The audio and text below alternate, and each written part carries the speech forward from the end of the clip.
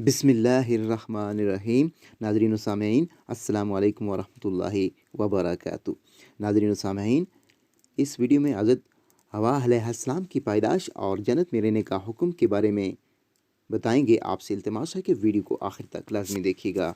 और अभी तक अगर आपने हमारे इस्लामी और मालूमाती channel Wealth of Knowledge channel को सब्सक्राइब नहीं किया हो तो काइंडली हमारे चैनल को सब्सक्राइब कर दीजिएगा, बेल आइकन को ऑल पे कर दीजिएगा ताकि आने वाली वीडियोस का नोटिफिकेशन आपको बर वक्त वसूल हो सके। हज़रत हवा अलैहिस्सलाम की पैदाइश से पहले हज़रत आदम अलैहिस्सलाम अकेले थे। उनका कोई आम जिन्स नहीं था।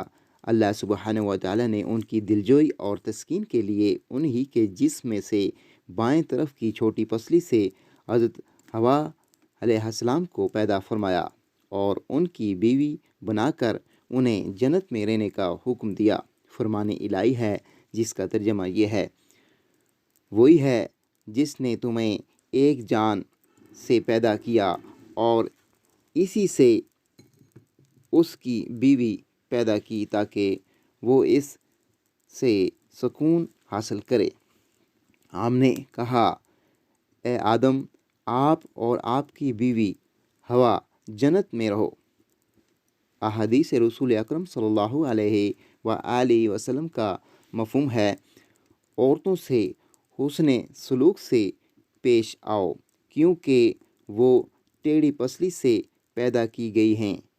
अगर तुम इस पसली को सीधा करना चाहोगे तो इसे तोड़ बैठोगे। हज़रत आदम अलैहिस्सलाम सो रहे थे कि अल्लाह अज़्ज़ा वजल ने इसी हालत में उनकी बाईं तरफ की छोटी पसली से हज़रत हवा अलैहिस्सलाम को पैदा फरमाया। इब्लीस की इंसान दुश्मनी।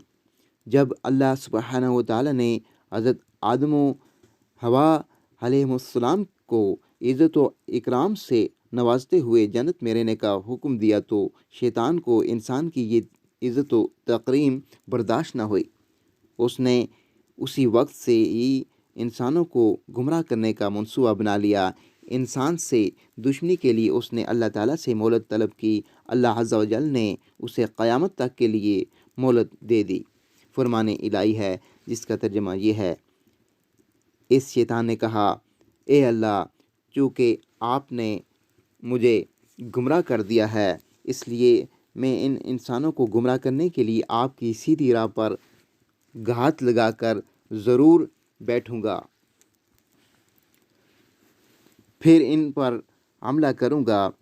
इनके आगे से भी, पीछे से भी, दाएं से भी और बाएं से भी, और आप इनमें से अक्सर को शुक्रगुजार न पाएंगे।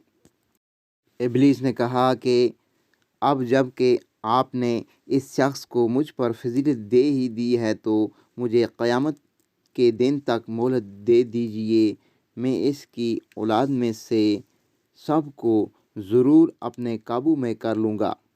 इब्लीस ने कहा,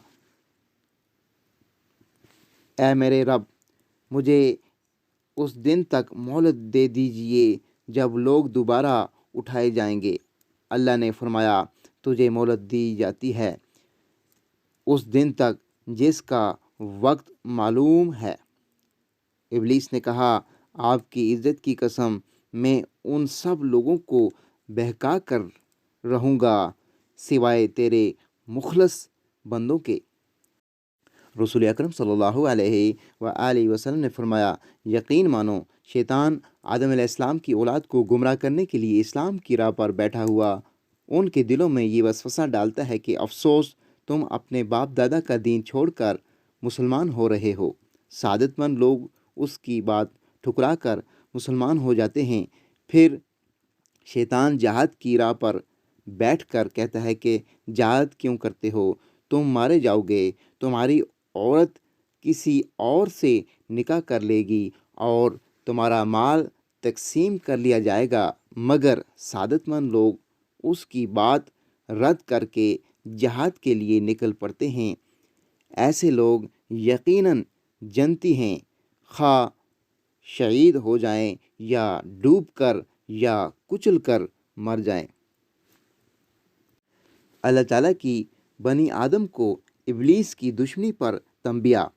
اللہ تعالیٰ نے ابلیس کو قیامت تک کے لیے مہلت دینے کے بعد بنی نوع انسان کو ابلیس کی دشمنی سے آگاہ فرما دیا اور یہ وضاحت کر دی کہ تمہارا سب سے بڑا دشمن شیطان ہے، اس سے بچنے کی ہر ممکن کوشش کرو، یہ بڑا چالاک اور چھپ کر وار کرنے والا ہے، تم اسے اور اس کے چیلوں کو نہیں دیکھ سکتے لیکن وہ تمہیں دیکھ رہا ہوتا ہے۔